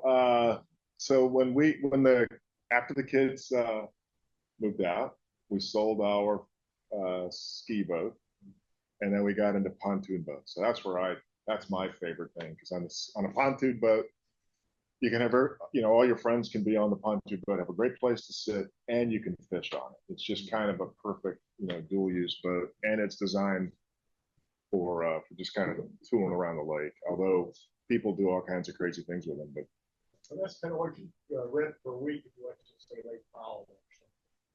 What's that? As a houseboat. A houseboat on Lake Powell. That's This what we're is- talking this about. is- No, these are pontoon boats. They look like this. They're more like about 20 to 22 feet long. Well, They're like a miniature houseboat without the house. There's no top. Flatbed. Yeah, flatbed. But it looks like the bow goes up in that picture, right? I mean, it doesn't stay flat in the water like it. You mean, does it go on plane, you mean? Not generally. No, They're not fast. no. That just has kind of wall, older style pontoon boats have no walls, but the newer ones Yeah, are right. a little more shaped with walls. Yeah, yeah. Yeah, they're, this one is, I think 17 and 19 and 21 feet long, 8-foot beam across there. And then either couches or individual chairs. But I was just surprised to find out there was, an emerging competitive market in this space, and all trying to get the right mix of performance and price and make it like what you're used to doing, basically. Prince Craft Brio offers both the Torpedo or the Mercruiser stern drives. They have mix of lead acid and LiFePO batteries, seats 7 to 9. So they're trying to find that sweet spot for folks from a price and performance perspective. This brand doesn't have a solar canopy. No, the issue with the solar canopy is that this is called a Bimini here, this thing on top, and generally for towing, you lower those because those are generally canvas, and when you put it on your trailer, the bottom of your log is, it might be up to your hip, so the boat will be 13 feet high, and you can't freeway the speed piece in general, so you pull this there. Yeah. So what does wired pontoon boat mean? That's a brand. Really? Yeah, that's the brand. And these guys had the widest product range. Here's a 20-footer that does 5 miles an hour, and that's 52,000 if you can't read it. And then here's a 23-footer that does 20 miles an hour, and that's 150,000. So it's just a wide range of products trying to hit that, like I said, performance versus price perspective. We went out once, this is years ago now, at Lake Powell, we had this pontoon boat. It must have 40 feet long, too big. Or something. Yeah, right. But, with gas, you can go out for 3 or 4, 5 days. Yes. They still have, how would that look like? That was my point. I think right now, today's technology, unless that was covered with solar panels, That was a houseboat. that was a houseboat. I think Then you would. put solar on and just cruise. Yeah, that would probably work. An awful lot of solar to You just have to steal one of those strings from Regal Use Park. panels. Don't use it like a speedboat if you go slow. Yeah, but it's still a lot of those power. things wouldn't go more than 5 miles an hour. Yeah, 5. But do you always travel, or are you sitting there for a day? You mostly park. Very quiet, you're sitting there. Yeah, we could go out and invest it, so tributary.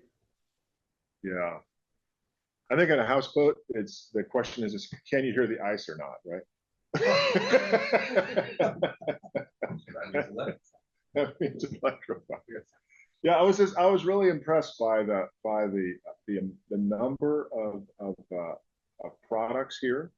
Pure Watercraft, like I mentioned, is owned by some investment from General Motors, and they offer these 50 horsepower equivalent stern drives, and they'll sell them to anybody. So they're these companies are still trying to figure out their business model. Do you want to be a boating company or a stern drive company? And they're trying to sort some of those things out. And then so Princecraft is a boat company, been around for a long time. Both Pure and Wired, I believe, are new businesses, not these are 5 years old or less. Trying to find out if this market exists or not, is my understanding. Let's go next slide. Okay, so this is really my last slide. In a lot of areas we can go back and look. I hadn't thought about this jet ski thing that Linda talked about. That sounds pretty interesting, because I agree with her. It's very annoying. Those jet skis they buzz around your boat when you're on the lake, especially if you have a jet boat. I watch a show about Texas game rangers or wardens or whatever they're called, Lone Star Law, and they're trying to protect the resources of the state of Texas. And one of the things is the too fast of boating on lakes, as you've expressed. And one of the worst ones is they'll be in a patrol boat. I mean, this thing's marked. It's got lights on it. It's a marked boat. And these guys just go buzzing by them, causing a wake, and they'll be in the no wake area. Yeah, it's usually young people on these.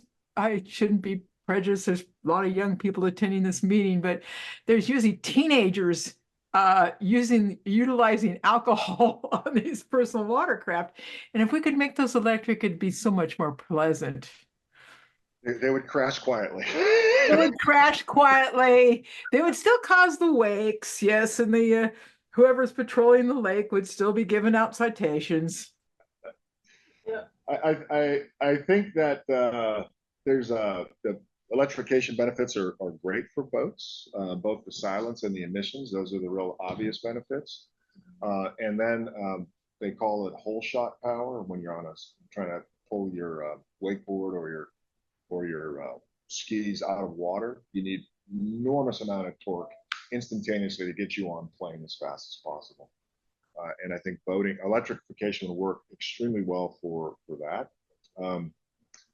So boats are expensive. So there's an old saying in boating: what are the two happiest days of a boat owner's life? The day he buys the boat, and the day he sells the boat.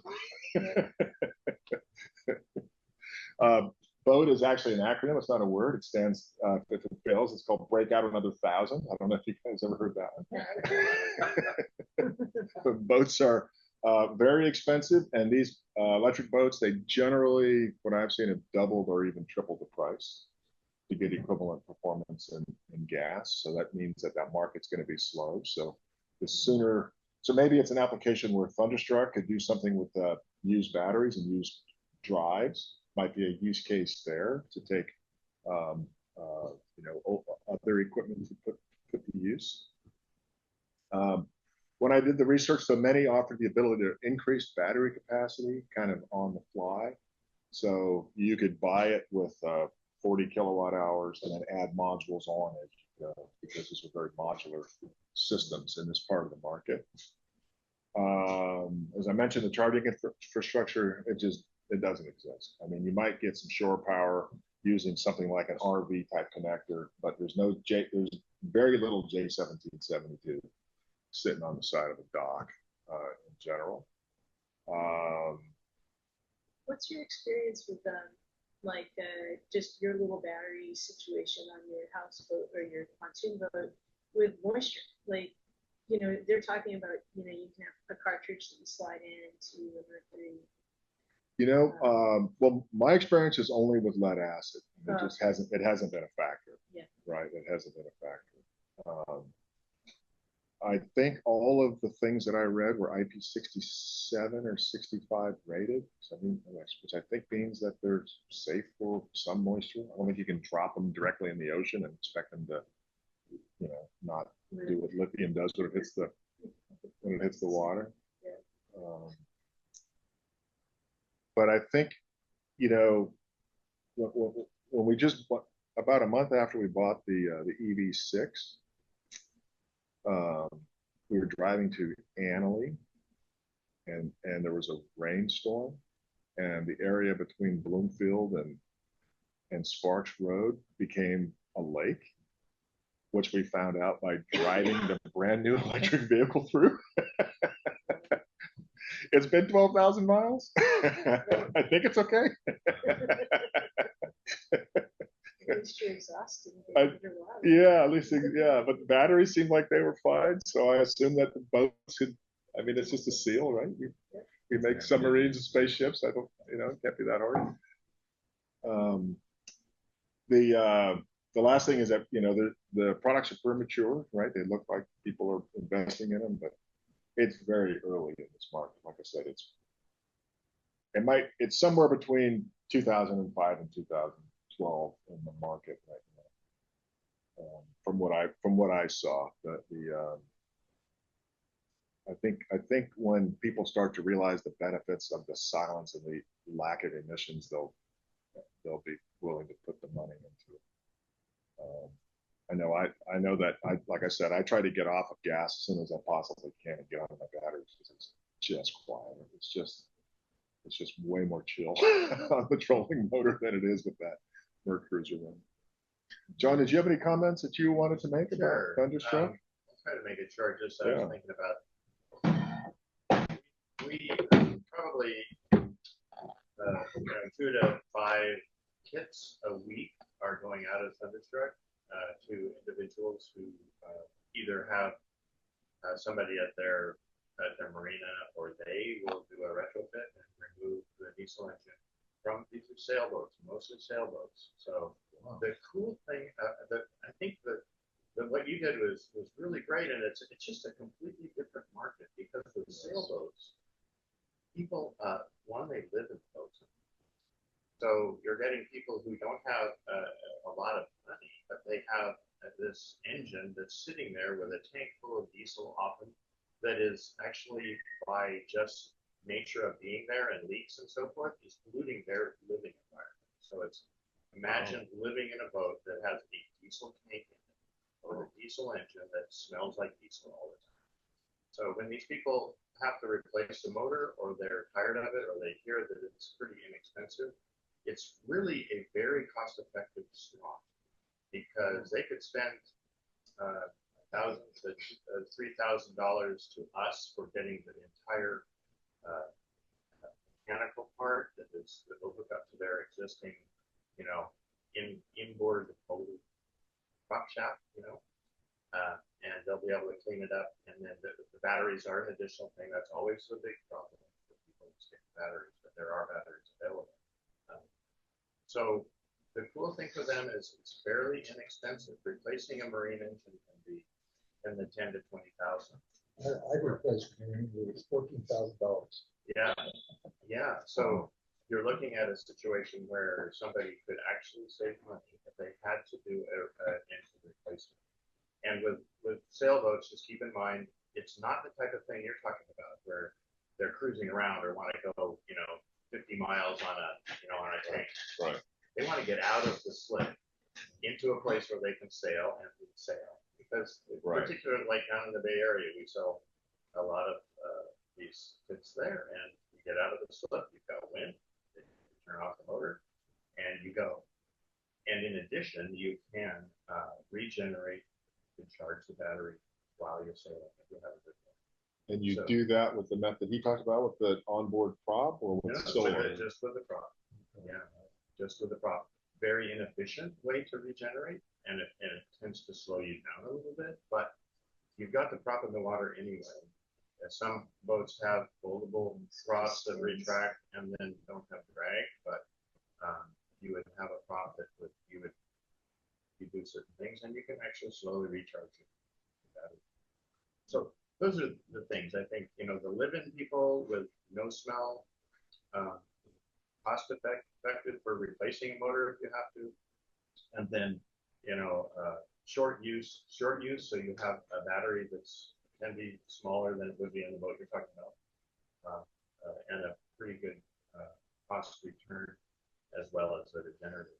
So anyway, there's a real market for it, and we've sold many hundreds of these kits. And are they replacing the batteries with lead, or adding lead acid as the batteries? They can do that. Or are they mostly going steel lead acid is a good, inexpensive option without having to have all of the electronics that involve with managing the battery cells, right? EMS, battery management system. It is a challenge. It's if I were a millionaire and billionaire, whatever, and wanted to do something, I would create a battery company that had a very nice set of batteries that were pre-made with the battery management system that was all, designed for very specific use like marine, and be able to sell it. There are some out there, but they are not, they're not quite like they may have an internal BMS, but it doesn't tell anything else what to do. So it could shut down right in the middle of the power when you're using power, which can damage. Oh, if you are pulling too much power, it could shut down in the middle of a high current. Yeah, and if you do that, they're Driving into the dock. well, or the probably, I don't know. The main thing is just having a whole system that works together. Yeah, it's right. hard to do. But anyway, just to say that the sailboat market is real active. There are a number of companies like us doing it, and we've sold. I don't know if it's been 1,000, but it's quite a number worldwide. Wow. So you have one motorcycle yourself? No, we have many, from 5 kilowatt to 30 kilowatts. Just as a side note, I know it's getting to the end, but I thought it'd be interesting to share that, how like in my pickup we have a Nissan Leaf motor driving it. In the Miata over here we have a Nissan Leaf motor driving it. Nissan Leaf motors are very inexpensive. They're 80 kilowatt, which is it's like 115 horsepower.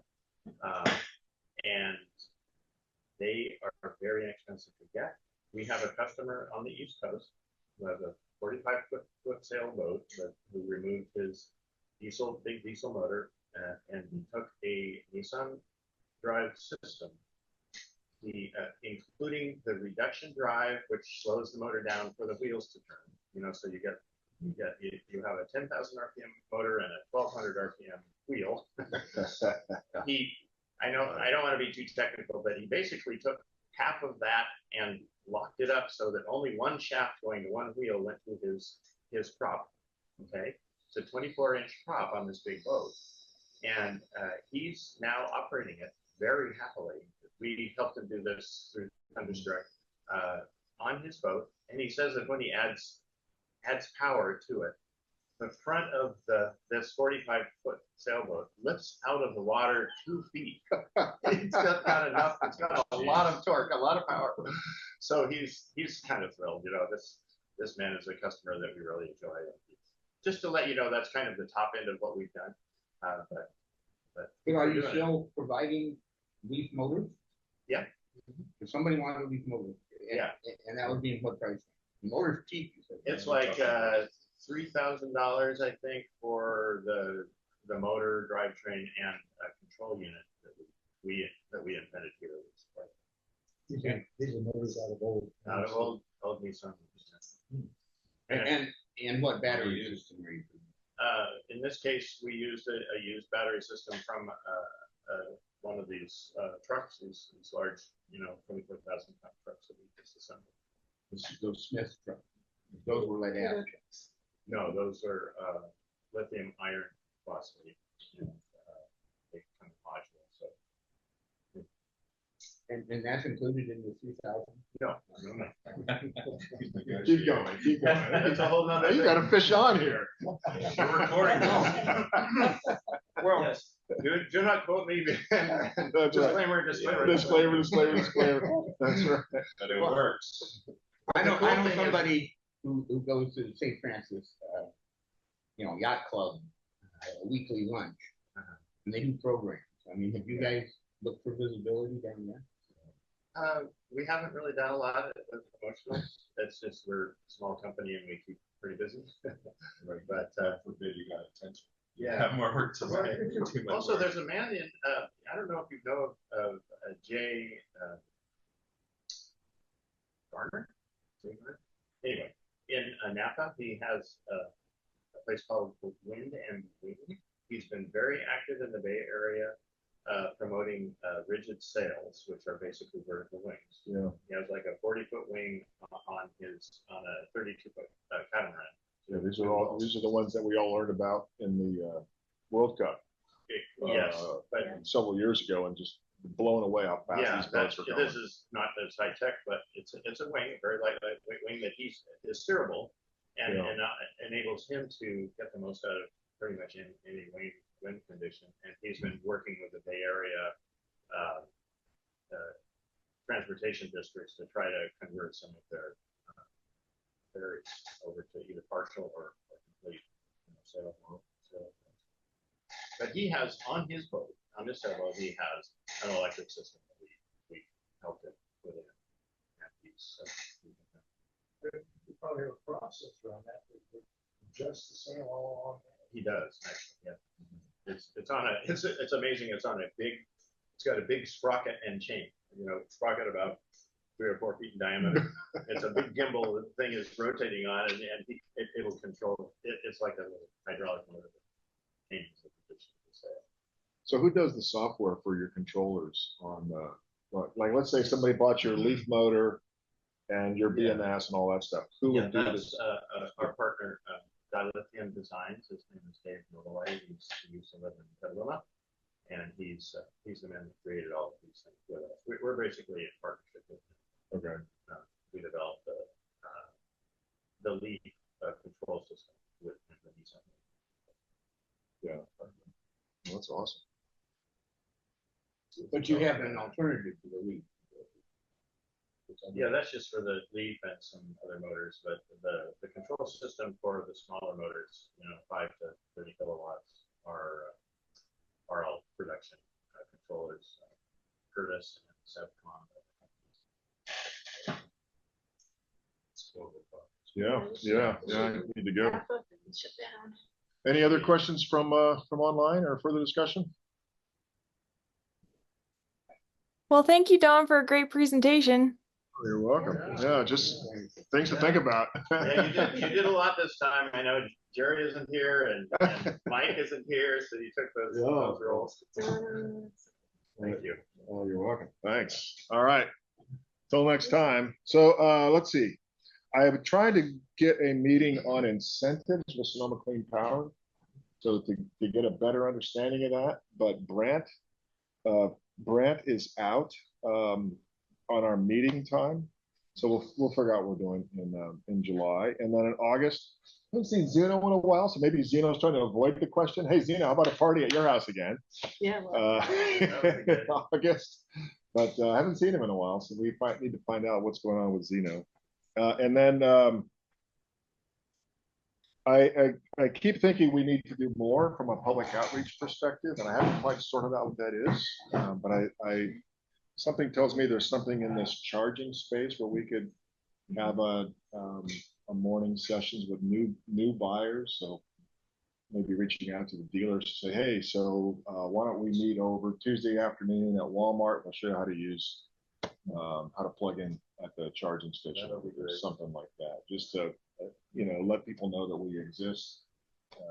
So be looking for volunteers for that. I have no timeline on that, but it's something I've been thinking about as a way to reach out to the community, work on our education and advocacy mandate, so our mission. Yeah, I will add that we think they do have a number of incentives for charging installations.